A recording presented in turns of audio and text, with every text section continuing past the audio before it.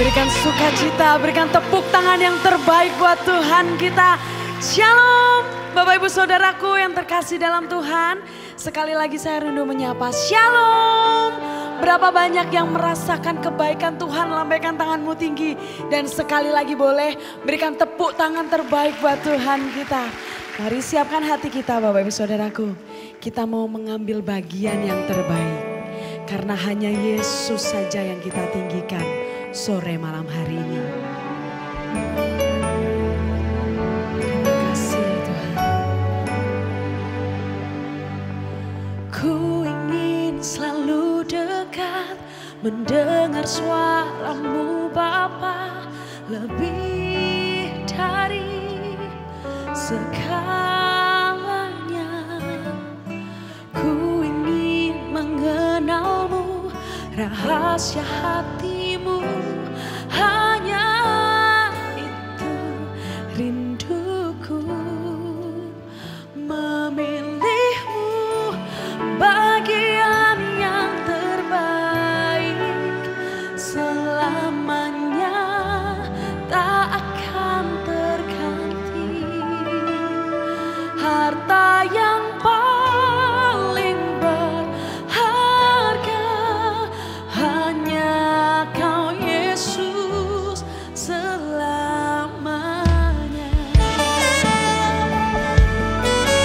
Mari sampaikan isi hatimu lewat pujian ini.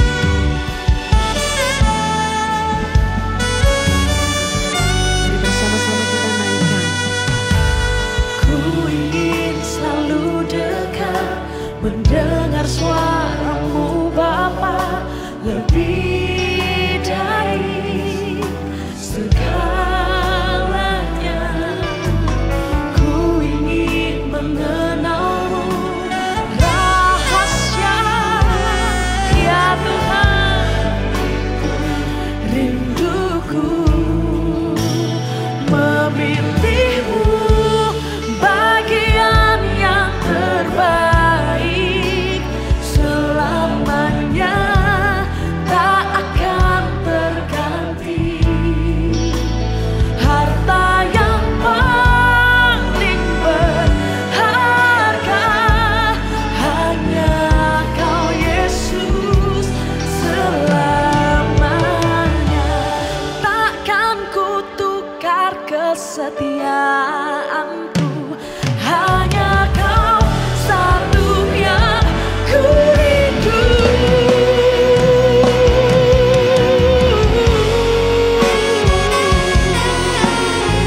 Mari bersama bangkit berdiri Bapak Ibu Saudaraku. Mari menyembah Dia bersama, bahwa Tuhanlah pilihan terbaik dalam hidup ini. Memilihmu Yesus. Mari bersama-sama deklarasikan iman percayamu di hadapan Tuhan. Memilihmu bagian yang terbaik, selamanya tak akan terganti. Amin.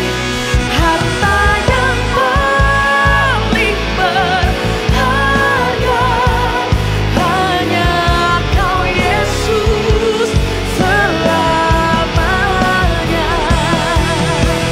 Memilihmu, ini pilihan kami Tuhan. Memilihmu, mengiringmu seumur hidup kami. Harta yang paling berharga, yes Tuhan. Harta yang paling berharga, satu yang paling berharga, hanya Kau Yesus selamanya.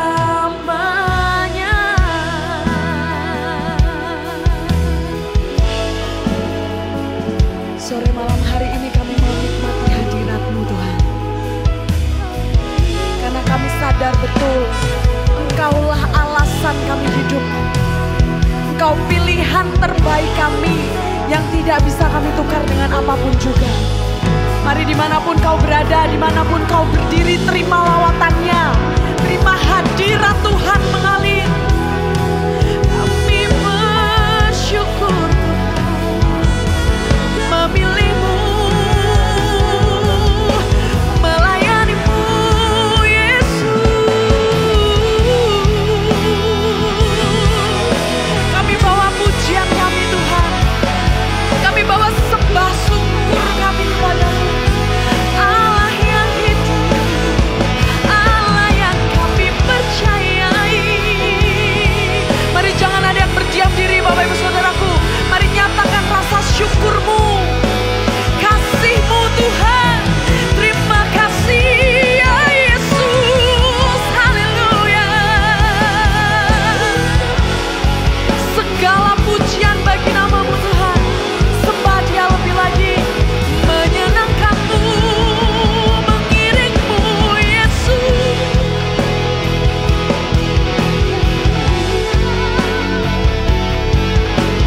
Haleluya, haleluya, selama-lamanya hanya mengikutimu. Ini pujian kami, ini hati kami Tuhan. Rasa syukur kami, rasa kami mengasihi Engkau, Juru Selamat kami yang hidup, Yesus Tuhan. Terima kasih, terima kasih. Memilihmu, mari dengar pujian kami Tuhan. Yes. Kau harta kami, harta yang yes. Hanya Kau Yesus selamanya. Sekali lagi katakan, memilihmu bagian yang terbaik, selamanya tak akan terganti. Harta yang paling berharga hanya Kau Yesus selamanya.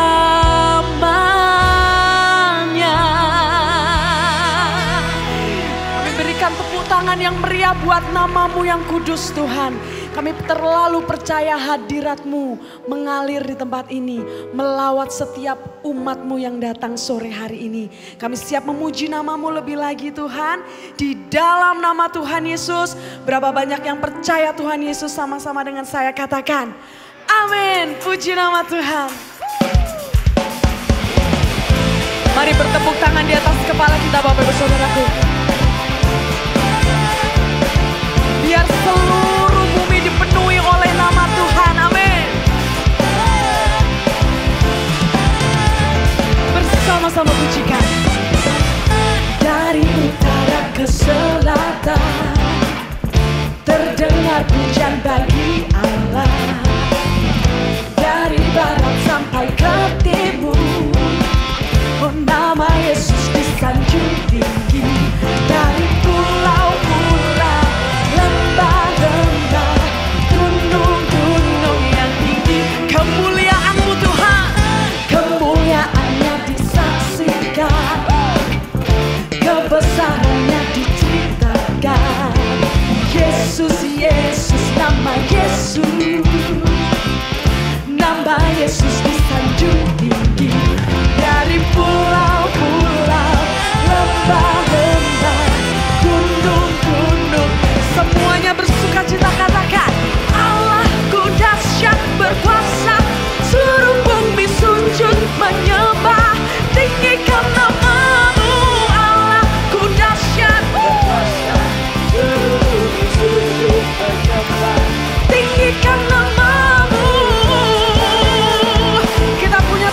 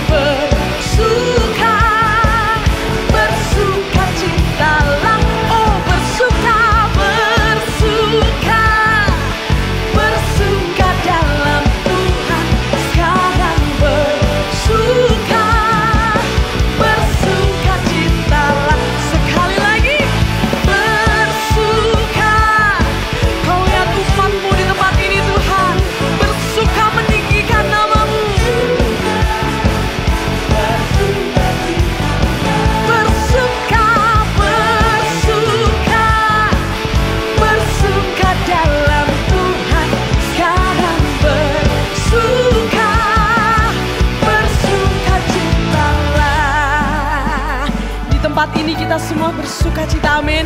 Tidak ada yang tawar hati, amin. Mari bertepuk tangan di atas kepala kita sambil merasakan kebaikan Tuhan.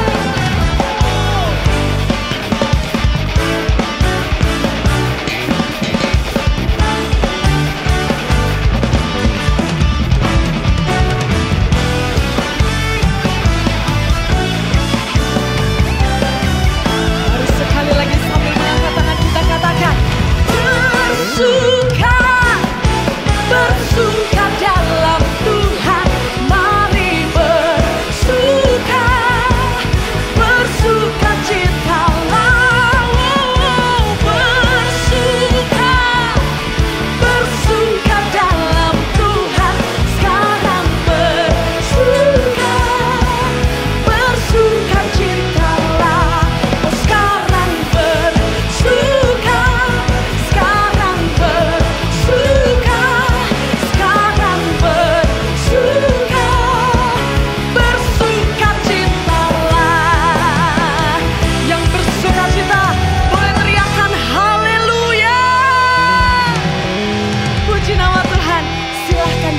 Bapak-Ibu Saudaraku. Shalom dan selamat Natal bagi kita semua. Senang sekali di momen Natal kali ini, saya Calvin Gunawan. Saya Grace Kelly, kami dapat hadir menjumpai saudara semua untuk menyampaikan informasi serta kegiatan yang terdapat di NDC yang kami rangkum dalam NDC News. Gunakan aplikasi NDC untuk mengetahui jadwal ibadah dan untuk mengikuti ibadah di NDC Central Park, saudara wajib melakukan seat booking. Revival Night sepekan ke depan ditiadakan dan dimulai kembali pada Rabu 3 Januari 2024 pukul 20 di YouTube channel NDC. Renungkanlah firman Tuhan melalui Revive dan Revive Talks yang tersedia di platform media sosial dan aplikasi NDC. Persepuluhan dan persembahan dapat diberikan dengan melakukan scan kode Kris NDC menggunakan beberapa aplikasi berikut ini. Dapat juga diberikan melalui kotak persembahan, melalui transfer bank ke rekening BCA, menggunakan mesin EDC BCA yang terdapat di counter, atau melalui website dan aplikasi NDC di menu Giving. Mari bawa persembahan kita kepada Tuhan dengan hati yang bersyukur. Laporan persembahan atau janji iman pembangunan NDC PIK 2 dapat dilihat di TV signage di area lobi dan akan diupdate secara berkala. Saudara yang rindu mendukung pembangunan melalui persembahan atau janji iman dapat memberikan melalui aplikasi NDC atau melalui transfer ke rekening pembangunan berikut ini dengan mencantumkan nama atau inisial pada kolom keterangan. Kami mengajak seluruh jemaat untuk mengikuti gerakan doa puasa 21 hari yang penuh dengan kuasa. Kita akan mulai berpuasa pada Rabu 10 Januari dan puasa dilakukan pada pukul 20 hingga pukul 12 keesokan harinya. Selama 21 hari, tersedia renungan dan pokok doa melalui Revive di aplikasi NDC. Informasi lengkap gerakan doa puasa dapat diklik pada icon flying button.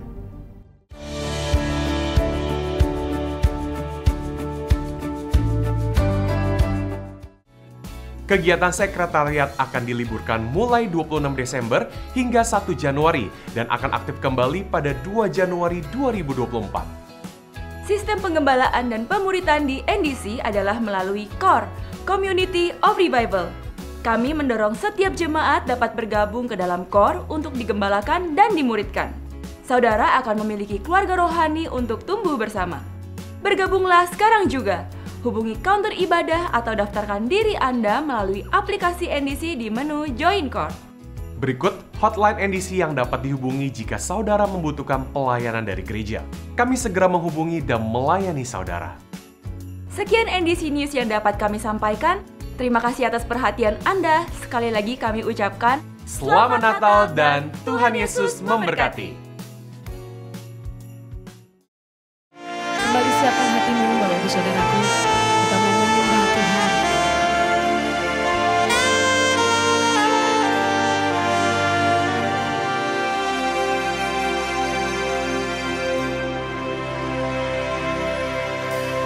Yesus, kami puja, kami sembah sebagai Raja. Berdiri di tengah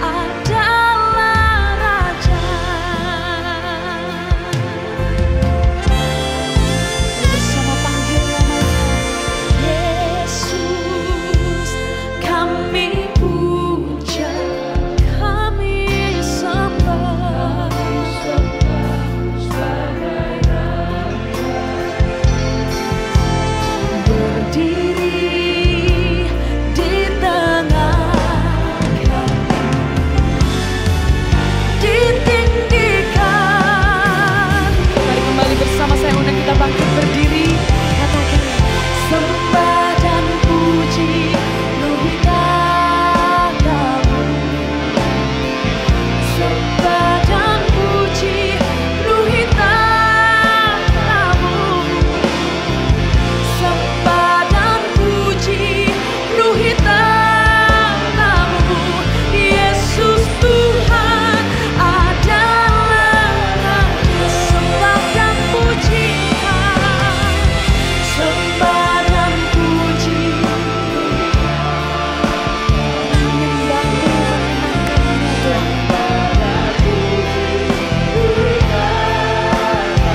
Sembah dan puji Engkau, penuhi tahta-Mu. Yesus Tuhan adalah Raja. Tuhan yang kami sembah itu Raja kami. Tuhan yang berdaulat penuh atas hidup kami, yang memerintah, yang tidak akan pernah gagal dan tidak akan pernah meninggalkan kami. Kau layak terima pujian kami Tuhan.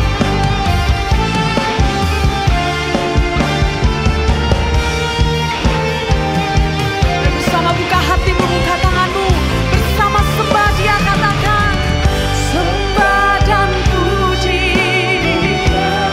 Biar nama-Mu disenangkan Tuhan. Sembah, yes, sembah dan puji Engkau Tuhan. Penuhi tanah-Mu, Yesus Tuhan. Kami membuka hati kami sekali lagi menyembah Engkau. Sembah dan puji.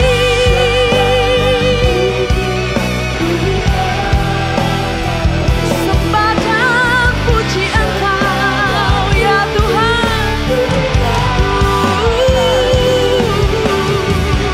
Sembah dan puji penuhi tahta-Mu. Yesus Tuhan adalah Raja. Yesus Tuhan adalah Raja. Yesus Tuhan, Yesus Tuhan adalah Raja. Berikan tepuk tangan yang terbaik buat Raja kita. Haleluya. Kami menyembah-Mu, kami beri pujian kami Tuhan. Rasa syukur kami, persembahan yang terbaik bagi nama-Mu. Haleluya. Mari ambil waktu 1 menit ke depan, puji Dia Bapak Ibu Saudaraku. Menyenangkan hatinya, memberi persembahan. Haleluya.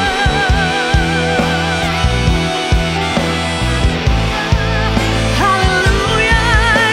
Yesus, penuhi tahta-Mu.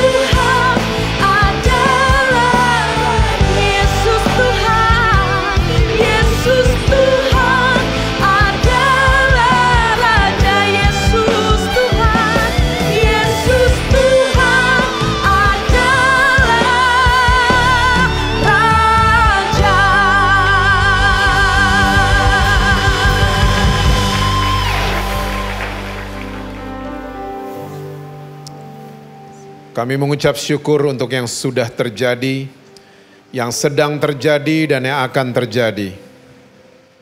Kami sangat yakin dan percaya Tuhan Yesus berdaulat penuh atas kehidupan setiap kami. Saat ini mari Tuhan jamah kami dengan kuasa firman-Mu.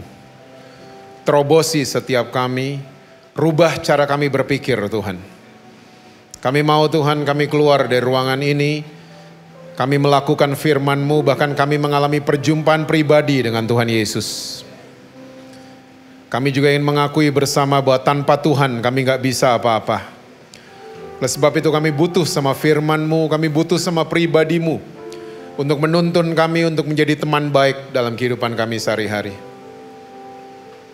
Mari Roh Kudus Engkau ambil alih, pimpin setiap kami kepada segala kebenaran-Mu. Kami siap mendengar pada malam hari ini hanya di dalam satu nama yang berkuasa, yaitu nama Tuhan Yesus Kristus.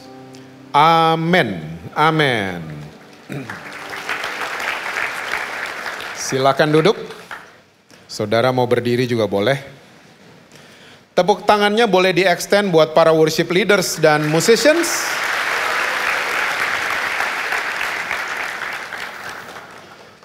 Shalom saudara-saudara semua. Apa kabar saudara-saudara? Semua masih percaya Yesus? Masih baca Alkitab? Jangan sampai enggak itu ya. Oke, karena ini kebaktian terakhir, kita selesainya ikutin jam tutupnya mall. I'm kidding. Kita lihat sama-sama kitab Keluaran pasalnya yang ke-8. Ayatnya yang ke-27 dan ayat yang ke-28. Keluaran pasalnya yang ke-8, ayatnya yang ke-27 dan ayat yang ke-28, Alkitab bilang begini. Kami harus pergi ke padang gurun 3 hari perjalanan jauhnya untuk mempersembahkan korban kepada Tuhan Allah kami, seperti yang difirmankannya kepada kami. Lalu kata Firaun, baik, aku akan membiarkan kamu pergi untuk mempersembahkan korban kepada Tuhan Allahmu di padang gurun. Hanya janganlah kamu pergi apa saudara? Terlalu jauh, berdoalah untuk aku. Saya percaya semua saudara yang hadir pada malam hari ini sudah pada tahu cerita ini. Karena ini adalah salah satu cerita yang cukup populer di Alkitab saudara dan saya. 10 tulah yang terjadi di bangsa Mesir. Dan 2 ayat yang baru saja kita baca, ini setelah tulah keempat selesai. Lalat pikat. Dan waktu tulahnya selesai, Musa dan Harun kembali menghadap Firaun untuk melakukan negosiasi ulang. Mereka dengan jelas mengatakan kami harus pergi ke padang gurun 3 hari perjalanan jauhnya untuk mempersembahkan korban kepada Tuhan Allah kami seperti yang difirmankan buat kami. Kalau saudara baca baik-baik, ternyata di ayat ke-28 setelah tulah keempat, hatinya Firaun agak-agak mendua loh. Karena Firaun jelas mengatakan begini, baik, aku akan biarkan kalian pergi untuk mempersembahkan korban kepada Allah kalian, tapi perginya jangan terlalu apa tadi saudara? Yang kita mesti sadar pada malam hari ini begini.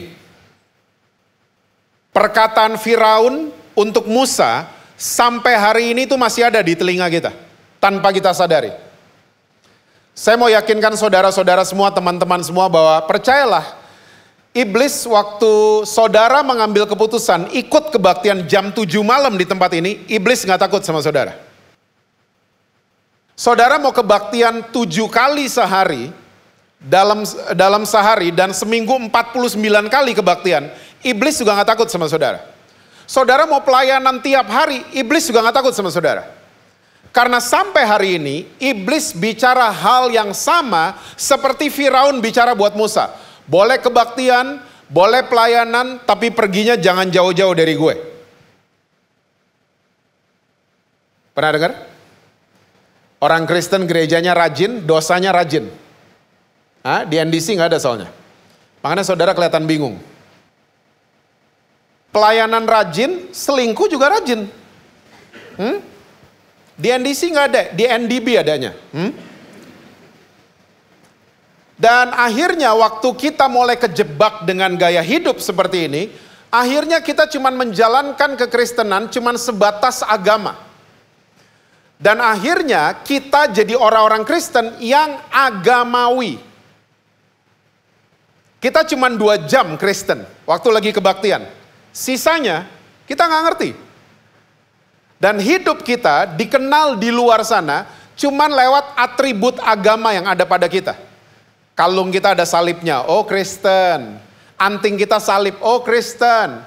Ya, rumah kita ada foto Yesus makan sama 12 murid, oh Kristen. Ya, jam 8:30 malam di mall, baju kita paling keren-keren. Karena apa? Bubar kebaktian, oh Kristen soalnya dia. Jadi ternyata hidup kita dikenal di luar sana cuman lewat atribut agama yang ada pada kita. Sementara Yesus yang katanya hidup di dalam sini, orang-orang gak bisa lihat. Karena kita Kristen cuma 2 jam saat kebaktian. Kita jadi orang Kristen. Saudara tolong ingat baik-baik. Kata agama artinya adalah usaha manusia deketin surga. Agama. Sementara misinya Tuhan Yesus adalah usaha surga deketin saudara dan saya. Makanya waktu kita agamawi jadi orang Kristen, kita akan terus gak nyambung sama Tuhan Yesus. Bahasa Prancisnya tulalit. Kita gak nyambung terus. Kita selalu punya perasaan-perasaan, saya lagi gak dekat sama Tuhan. Saya lagi jauh dari Tuhan. Tuhan gak dekat sama saya. Tuhan lagi jauh dari saya. Come on guys. Alkitab Perjanjian Baru sudah berkali-kali mencatat bahwa Roh Kudus sudah tinggal di dalam saudara dan saya. Kurang dekat apa lagi kita sama Tuhan? Pribadinya Tuhan sama saudara dan saya sudah jadi satu. Kurang dekat apa lagi? Tapi karena agama begitu mempengaruhi paradigma kita, cara kita berpikir, akhirnya kita punya perasaan-perasaan seperti itu. Saya lagi jauh, saya lagi gak dekat sama Tuhan, dan seterusnya. Makanya Yesus datang ke dunia, dia gak pernah bawa agama. Dia gak urusan sama agama. Saudara tahu kan, agama cuman bikin berantem. Agama cuman bikin ribut, cuman bikin bunuh-bunuhan. Agama. Dan kita semua juga tahu, akhirnya yang membunuh Yesus adalah orang-orang agamawi. Makanya Yesus gak pernah urusan sama agama. Dia datang ke dunia, dia bawa sebuah pola hidup. Nanti di kesempatan lain kita akan bahas. Nah, karena kita jadi orang-orang Kristen yang agamawi, akhirnya, ingat tadi kata agama, usaha manusia deketin surga. Akhirnya kita jadi orang-orang Kristen yang begini. Orang Kristen yang tekad, mau usaha, pakai kekuatan sendiri untuk mencapai Tuhan. Tanpa kita sadari, kita pakai usaha, kita pakai tekad kita untuk mencapai Tuhan. Coba lihat sama-sama 2 Korintus pasal yang ke-13. Ayatnya yang ke-5. Ujilah dirimu sendiri, apakah kamu tetap tegak di dalam iman? Selidikilah dirimu, apakah kamu tidak yakin akan dirimu bahwa Kristus Yesus ada di mana saudara? Di dalam diri kamu. Sebab jika tidak demikian, kamu tidak tahan uji. Benar banget. Kalau kita merasa Tuhan mesti didatengin, kita nggak yakin dia ada di dalam, kita nggak pernah tahan uji. Makanya orang Kristen yang agamawi, 2 jam doang dia kuat, rohani banget. Senin masih kuat, masih ingat-ingat khotbahnya soalnya. Selasa tergoda, Rabu kepleset. Minggu tobat lagi. Gitu doang kita. Karena kita berpikir Tuhan mesti didatengin. Tuhan ada di gedung tertentu. Yang parahnya Tuhan ada di negara tertentu. Wah Pak, kalau nyembah Tuhan di negara itu Pak, beda sama di Grogol Pak. Kayaknya kalau nyembah Tuhan di negara itu, wih, saya merinding Pak. Saudara pernah ke kamar mayat jam 2 pagi? Sama, gak ada sound system, gak ada WL, merinding loh. Pernah habis nonton horor nyetir sendirian malam-malam? Sama, merinding. Tapi kita mulai menyamakan hadirat Tuhan dengan merinding atau tidaknya kita. Ini semua karena tekad, usaha, pakai kekuatan sendiri. Akhirnya kita jadi begini. Konsep kita, kekristenan kita adalah Tuhan mesti didatengin. Tuhan ada di gedung ini. Tuhan cuma ada di hari tertentu. Enggak, Tuhan ada di dalam saudara dan saya. Makanya selesai terima doa berkat, dibawa Tuhan kemana-mana. Bawa Tuhan ke keluarga saudara. Kasih lihat orang-orang ada karakter Kristus di dalam kita. Oh, kita akan tahan uji kalau gini-ginian. Kalau kita terus menganggap Tuhan mesti didatengin di sebuah tempat, kita nggak tahan uji. Nggak tahan uji kita. Pak, Yesus pernah bilang loh Pak, untuk kita pakai usaha. Bapak ingat kan hukum yang terutama? Itu Yesus yang suruh loh Pak. Nah, saya mau ajak saudara-saudara, teman-teman semua di NDC, kita nih kalau baca Alkitab, kita mesti perhatikan Yesus tuh lagi ngomong sama siapa. Mesti diperhatiin. Yesus tuh audiensnya siapa? Dia lagi ngomong sebelum salib atau sesudah disalib. Mesti paham. Tolong ingat baik-baik. Gak semua yang Yesus ngomong buat saudara dan saya. Gak semua. Termasuk hukum yang terutama. Bukan untuk kita. Yuk kita buktiin sama-sama. Matius 22 ayat 34 sampai 40. Beberapa mata mulai cemberut lihat saya. Ini pembicara sesat dari mana ini? Matius 22 ayat 34 sampai 40 itu judul perikopnya hukum yang terutama. Ketika orang-orang Farisi mendengar bahwa Yesus telah membuat orang-orang Saduki itu bungkam, berkumpullah mereka. Dan seorang dari mereka, seorang apa saudara? Ahli Taurat. Bertanya untuk apa saudara? Mencobai Yesus. Guru, hukum manakah yang terutama dalam hukum Taurat? Jawab Yesus kepadanya, kasihlah Tuhan Allahmu dengan segenap hatimu, dan dengan segenap jiwamu, dan dengan segenap akal budimu. Itulah hukum yang terutama dan yang pertama. Dan hukum yang kedua yang sama dengan itu ialah kasihlah sesamamu manusia seperti dirimu sendiri. Pada kedua hukum inilah tergantung seluruh hukum Taurat dan kitab para nabi. Yesus lagi ngomong sama siapa ini? Ahli Taurat. Yang pengen apain dia? Mencobai dia. Jadi ini jawaban Yesus untuk orang yang mau mencobai dia. Ya, Kristen pakai usaha. Ya, datengin Tuhan pakai usaha sendiri. Terus tunggu Pak. Yang Yesus ngomong buat kita tuh apa? Buat kita, buat saudara dan saya. Nah beda lagi. Yang Yesus ngomong buat murid-muridnya, termasuk saudara dan saya, itu Yohanes 15 ayat 7-12. Yuk lihat. Jikalau kamu tinggal di dalam aku dan firmanku tinggal di dalam kamu, mintalah apa saja yang kamu kehendaki dan kamu akan menerimanya. Dalam hal inilah Bapakku dipermuliakan, yaitu jika kamu berbuah banyak. Dan dengan demikian kamu adalah murid-muridku. Ayat 9. Seperti Bapa telah mengasihi aku, demikianlah juga aku telah mengasihi kamu. Tinggallah di dalam kasihku itu. Jikalau kamu menuruti perintahku, kamu akan tinggal di dalam kasihku, seperti aku menuruti perintah Bapakku dan tinggal di dalam kasihnya. Semuanya itu kukatakan kepadamu supaya sukacitaku ada di dalam NDC. Dan sukacita NDC menjadi penuh.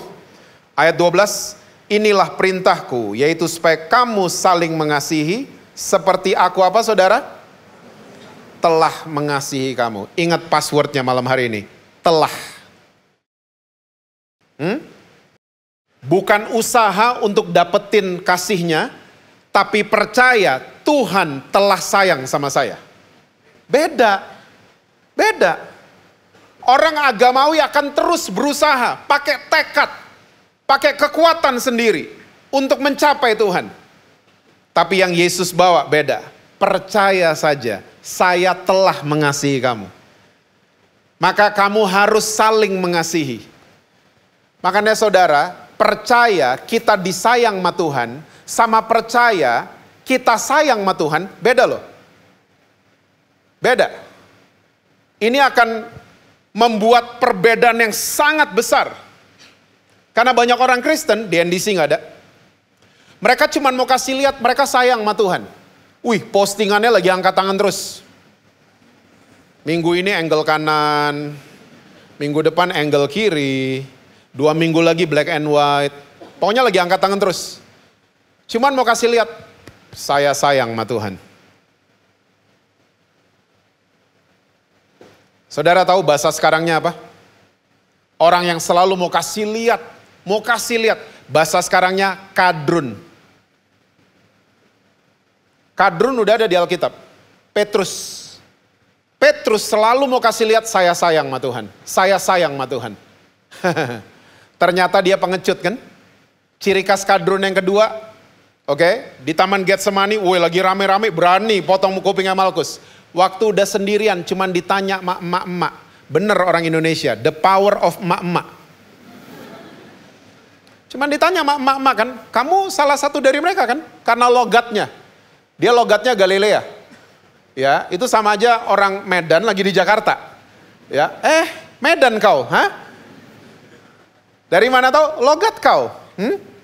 Nah sama Petrus dikenal lewat logatnya.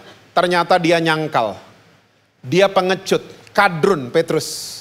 Karena apa? Selalu mau kasih lihat saya sayang sama Tuhan. Enggak. Berubah coba. Kasih lihat saya disayang sama Tuhan. Oleh sebab itu saya mau sayang sama istri saya. Amin suami-suami. Kok ada suara perempuan? Are you okay? Saya mau percaya, saya di ngertiin sama Tuhan. Oleh sebab itu saya mau ngertiin suami saya. Amin istri-istri. Berat banget aminnya nih kayaknya. Kita perlu ngopi kayaknya ya. Percaya kalau kita sudah diampuni sama Tuhan, kita akan mengampuni orang yang menyakiti kita. Itu kekristenan. Kasih lihat kita disayang sama Tuhan. Karena apa? Tuhan telah sayang sama kita. Gitu dong. Dan kalau ada orang lagi cerita aibnya mereka sama saudara, mukanya di setel biasa aja. Kita kan kalau ada orang lagi cerita aibnya, kita gini, kok bisa gitu loh? Sama loh. Pendosa lagi ngomong sama pendosa. Mukanya di setel, biasa aja. Gak usah kaget-kaget gitu. Kok bisa? Kok bisa? Biasa aja. Dua-duanya pendosa. Bedanya satu ngaku, satu enggak. Gitu aja kan?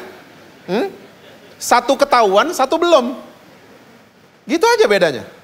Sadar, walaupun kita pendosa, kita telah disayang sama Tuhan Yesus. Sadar. Nah, ini akan mempengaruhi gaya kita melayani. Kalau kita terus agamawi, kita akan terus pelayanan tuh kayak usaha. Usaha, pertandingan. Makanya lihat orang-orang yang melayani, kayak pertandingan. Siapa lebih kudus, siapa yang enggak. Siapa yang memberi lebih banyak, siapa yang enggak. Gitu akhirnya. Karena semua serba race. Serba usaha sendiri. Tekad sendiri.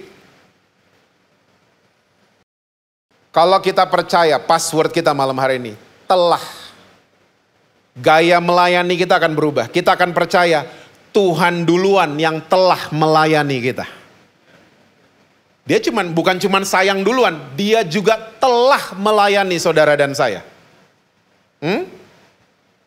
Makanya orang-orang yang tekad mau melayani, tekad pakai usaha sendiri, lama-kelamaan kecapean.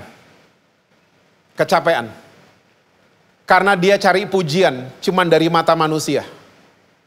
Kecapean, burn out, exhausted. Kecapean. Tolong ingat baik-baik. Waktu kita gagal menerima dari Tuhan, kita akan gagal memberi. Betul apa betul? Kita memberi itu jadi ada syaratnya, jadi kecapean sendiri. Exhausted, burn out, karena kita gagal menerima. Kita cuma mau memberi, nggak bisa. Kita harus ngerti, punya konsep bahwa Tuhan harus melayani saya terlebih dahulu. Baru saya bisa melayani yang lain. Baru saya bisa memberi. Baru saya bisa jadi terang dan garam di kantor saya. Tapi saya mau percaya Tuhan harus melayani saya dulu. Kita harus mengerti the art of receiving. Seni daripada menerima. Supaya kita tidak gagal dalam memberi. Rajin-rajin menerima. Karena Tuhan kita adalah Tuhan yang giver. Dia Allah yang selalu mau memberi buat saudara dan saya. Bukan duit ya. Bukan duit. Dia selalu memberi hikmat marifat, sukacita, damai sejahtera. Itu dia selalu mau kasih untuk saudara dan saya. Ketenangan, itu dia mau kasih. Makanya adain waktu untuk bisa dilayani sama Tuhan. Yuk, Yohanes 4, ayat yang keempat sampai dengan ayat yang ke-8. Ia harus melintasi daerah Samaria. Maka sampailah ia ke sebuah kota di Samaria yang bernama Sikar, dekat tanah yang diberikan Yakub dahulu kepada anaknya Yusuf. Di situ terdapat sumur Yakub. Yesus sangat apa saudara? Letih oleh perjalanan, karena itu ia duduk di pinggir sumur itu. Hari kira-kira pukul 12. Maka datanglah seorang perempuan Samaria hendak menimba air. Kata Yesus kepadanya, berilah aku minum. Sebab murid-muridnya telah pergi ke kota membeli apa saudara? Bukan minuman ya. Yesusnya lagi aus, murid-muridnya beli makanan. Ya, ini cuma salah satu contoh, murid-muridnya waktu itu belum dapetin hati gurunya. Ya, belum hidup dalam rencananya. Makanya inisiatif salah. Mereka coba-coba beli makanan, tapi kebutuhannya Yesus akan air minum. Dan Yesus itu lagi letih. Dan saudara, ini peristiwa mereka lagi mau berangkat dari Yudea ke Galilea. Ya, coba lihat lagi ayat yang keempat. Boleh ditayangin? Ia harus melintasi daerah apa saudara? Samaria. Ia harus. Jadi misalnya ini petanya Israel. Ya, ini kancing jas saya ini Yudea. Forehead saya, jidat saya nih, Galilea. Samaria ada di kacamata saya. Ini Samaria nih. Nah, orang Yahudi kalau dari Yudea mau ke Galilea, gak mau lewat Samaria. Karena apa? Ganjil genap. Saudara terlalu percaya kalau pendeta yang ngomong ya? Enggak ganjil genap. Orang Yahudi tuh gak bergaul sama orang Samaria. Orang Samaria suka dianggap anjing, ya, dianggap sampah, pokoknya tidak dianggap. Karena apa? Orang Samaria itu blasteran. Apa itu? Campuran. Ya, dari penjajahnya orang Yahudi, orang-orang Asyur sama orang Yahudi. Mereka banyak yang diperkosa dulu waktu dijajah, lahirlah keturunan orang Samaria. Nah, orang Samaria punya kebiasaan yang sama, kawin campur sama suku-suku yang lain. Orang Yahudi gak suka sama mereka. Makanya dianggap anjing, dianggap sampah, dan lain sebagainya. Jadi orang Yahudi, kalau mau dari Yudea ke Galilea, harus muter. Bayangin, dari Cawang, mau ke Central Park, muter lewat Ancol. Orang Yahudi. Lewat Ancol. Karena mereka tidak mau ketemu sama orang-orang Samaria. Saya bacain lagi ayat 4 ya. Ia harus melintasi daerah Samaria. Yesus. Saudara, saya nggak tahu saudara lagi ngelewatin apa. Tapi kalau saudara lagi ditolak, saudara lagi dianggap sampah, saudara lagi nggak dianggap sama siapapun. Saya cuma mau yakinkan saudara, Yesus masih menganggap saudara. Dia harus lewatin rumah saudara dan saya setiap hari. Harus. Dan waktu Yesus sampai di situ, ngapain Yesus mau lewat Samaria? Dia mau ketemu his daughter yang lagi nyasar. Karena ternyata dia ketemu sama wanita Samaria. Jam 12 siang, dia lagi letih. Wanita Samaria biasanya yang lain, kalau ke sumur itu pagi-pagi. Wanita ini siang. Kenapa? Track recordnya jelek. Dia udah kawin cerai 5 kali. Dan hari itu waktu dia bertemu dengan Yesus, dia sedang apa? Belum nikah sama pria ke-6. Lagi buffalo gathering. Salah kayaknya Inggrisnya ya.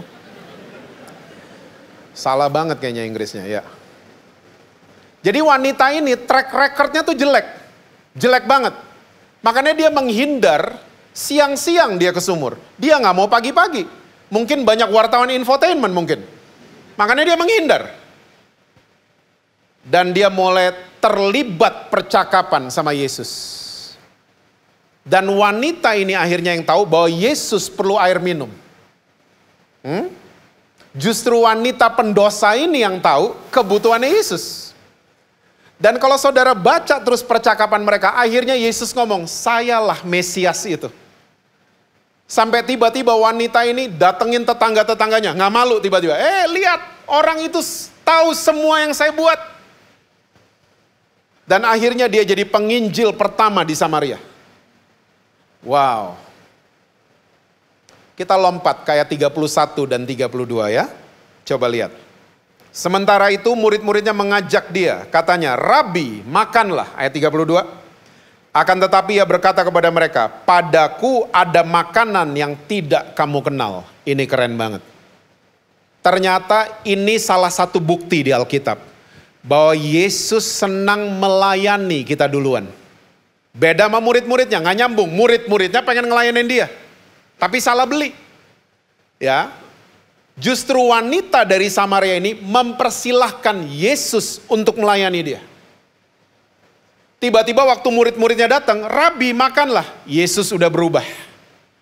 Ingat tadi di awal-awal Yesus sangat letih. Tiba-tiba waktu murid-muridnya datang, Yesus sudah segar bugar.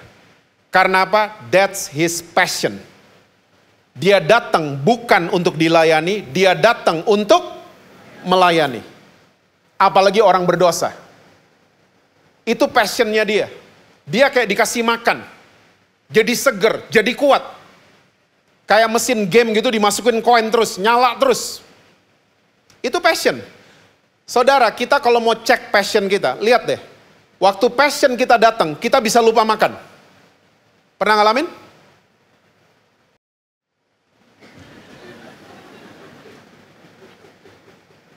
Yang cewek-cewek, ya, karena shopping, lupa makan. Hah? Kok belakang nggak tahu?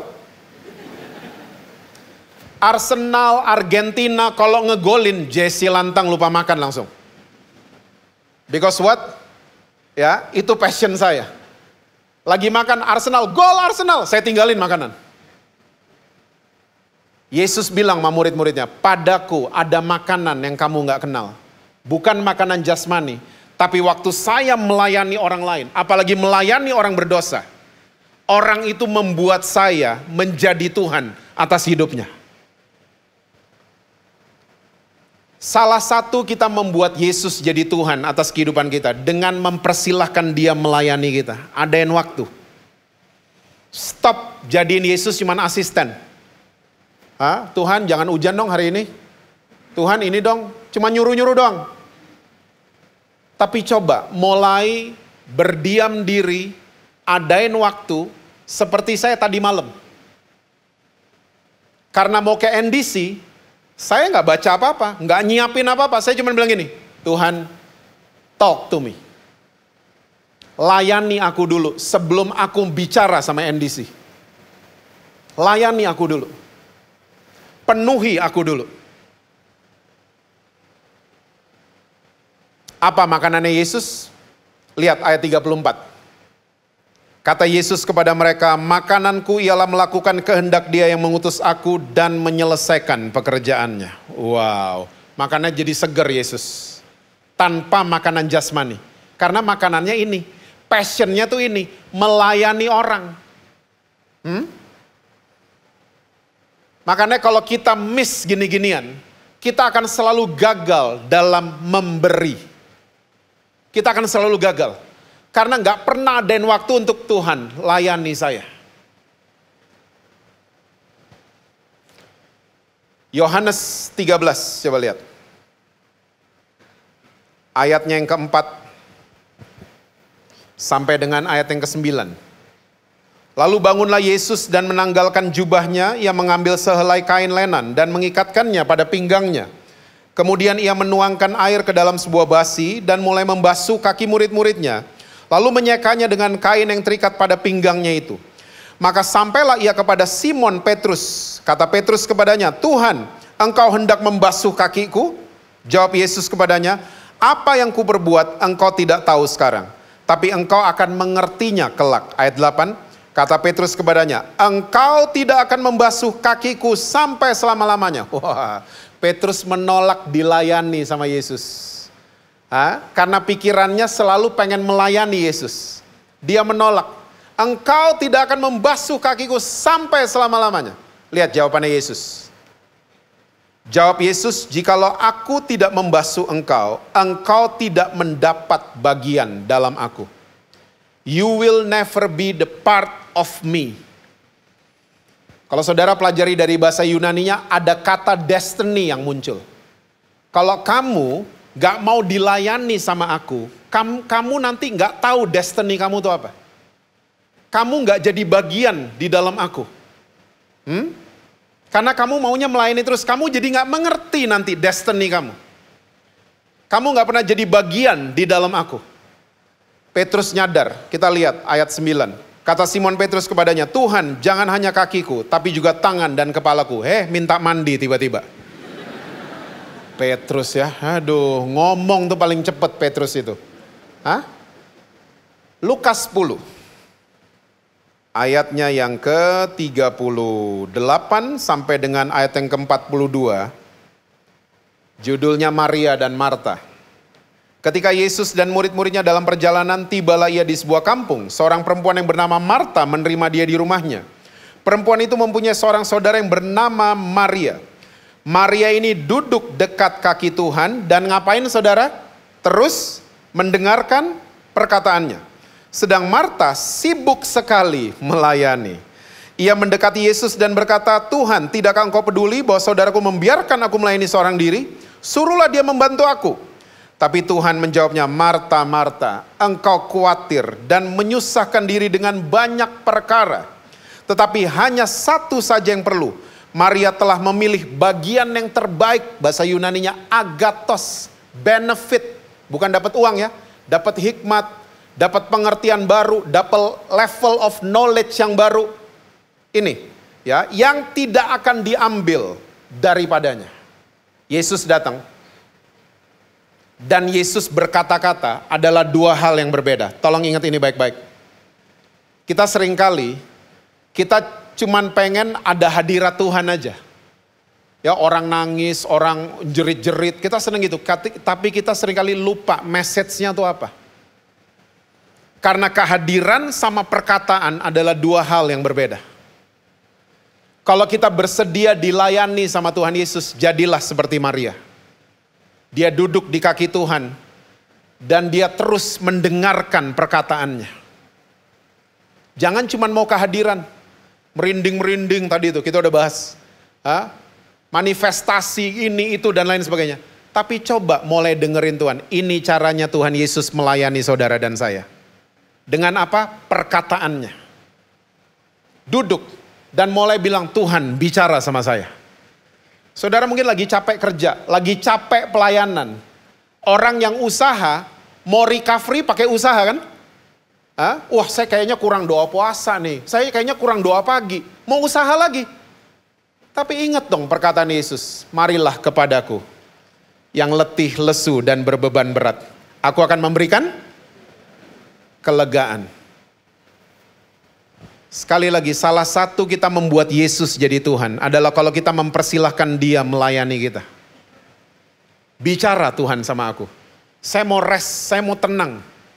Saya gak mau dengar macam-macam. Bicara sama saya. Jangan ketiduran. Bicara. Saya mau pause sebentar. Saya mau sela sebentar. Saya mau sabatikal sebentar. Bicara sama saya. Kita membuat Yesus itu jadi Tuhan. Waktu Yesus mau mulai pelayanannya. Saya tinggal 5 menit. Waktu dia habis dibaptis, saudara semua tahu ceritanya. Matius 3. Ada suara dari langit yang mengatakan, inilah anakku yang kukasihi, kepadanyalah aku berkenan. Saudara tahu ini adalah kuasa afirmasi. Ya, inilah anakku yang kukasihi. Ingat tadi Yesus bilang, aku telah mengasihi kamu seperti Bapa telah mengasihi aku. Ya. Nah, kalau saudara baca Matius 4 nanti di rumah, Yesus dicobai sama iblis. Nah, iblis waktu mencobai Yesus, ya ampun. Dia kalimat iblis itu gak pernah kreatif, selalu ketebak langkah-langkahnya. Dia waktu mencobai Yesus, dia bilang gini, jika engkau anak Allah, coba rubah batu ini jadi roti. Iblis buka selalu dengan kata jika. Engkau anak Allah, yang dikasihinya dihapus sama iblis. Iblis dari dulu, dari Yesus kita, dicobainya udah kayak gitu. Sampai kita nih sekarang. Iblis kalau mencobai kita selalu menggoncang iman kita supaya kita tidak percaya kita disayang sama Tuhan Yesus. Itu iblis. Kamu katanya anak Allah, kok gitu kelakuannya? Kok gini? Kok gitu? Kita dibuat gak percaya oleh perkataan-perkataannya iblis. Saya gak akan pernah lupa saudara.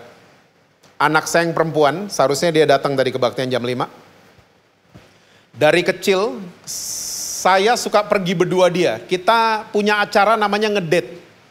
Jadi bapak-bapak muda yang punya anak perempuan masih kecil, coba adain acara ini, ngedate bareng. Bapak sama anak perempuan. Ya, dia dari umur 6 tahun, dia dandan, ya ngomongnya masih bahasa planet loh. Gua masih nggak jelas. Saya gandeng tangannya, ya bukain pintu mobil. Waktu sampai di restoran saya selalu bilang gini, kamu cantik banget. Dia makin tinggi kan, saya selalu bilang, kamu cantik. Saya selalu bilangnya, liatin matanya dia. Kamu cantik banget. Dia SMP mau ke sekolah, kamu cantik banget. Satu hari, saya lagi jemput dia di SMP. Ya, nah kita nih satu keluarga. Dari dulu bukan keluarga mall, baru terakhir-terakhir ini kita sering ke mall. Kita dulu itu suka kita pencinta alam dari dulu. Ke air terjun, ke pantai, naik gunung, naik kuda. Jadi kulit kita tuh sawo mateng. Apalagi anak-anak saya. Wah, hitam-hitam semua. Kayak pengungsi Bangladesh. Ya. Nah, anak perempuan saya juga sawo mateng kulitnya. Nah, satu kali saya jemput dia di sekolah, di SMP. Saya dengar temennya teriak gini. Hitam, lo mau kemana? Itu bahasa sekarangnya dibully anak saya. 2 kali dia ngomong, woi, hitam, lo mau kemana? Saya nggak perhatiin temennya yang ngomong gitu, saya perhatikan anak saya. Dia terluka atau tidak? Dia jalan kan ke arah mobil saya ngeliatin. Dia masuk, dia peluk saya kayak biasa. Dad, halo, kita makan di mana? Saya bingung. Iya, kita makan di Angel, namanya Angel. Kamu gak apa-apa dikatain hitam tadi sama temenmu? Oh gak apa-apa Dad, emang dia biasa kayak gitu. Saya bingung lihat anak saya, dia gak apa-apa kok dedinya yang kenapa-napa. Kayak mana ini ha?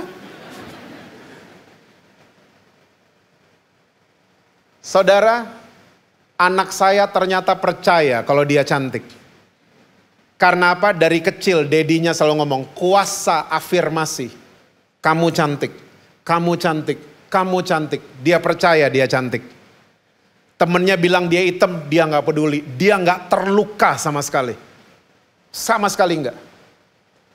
Saudara, izinkan Tuhan Yesus melayani kita dengan perkataannya. Dan itu menjadi kuasa afirmasi buat kehidupan kita. Ingat, dia harus lewatin rumah saudara. Harus. Karena apa? Dia sayang sekali sama saudara dan saya. Dan waktu kita keluar rumah, ada cobaan, ya, ada tantangan dan lain sebagainya. Kita jadi anak-anak Tuhan Yesus yang percaya diri. Karena kita percaya, kita telah disayang sama Tuhan Yesus.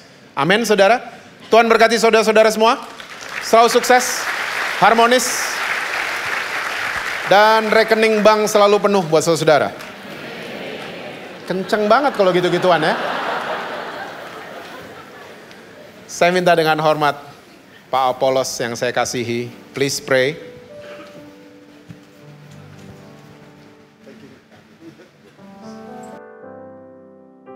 Ya, terima kasih buat Pastor Jesse Lantang yang sudah menyampaikan firman Tuhan. Saudara semua, apakah diberkati Tuhan hari ini? Amin. Merasakan ada kehadiran Tuhan dalam hidup saudara? Dia hadir melayani saudara hari ini. Amin. Dan saudara pulang dengan perubahan hidup yang luar biasa. Ya, baik.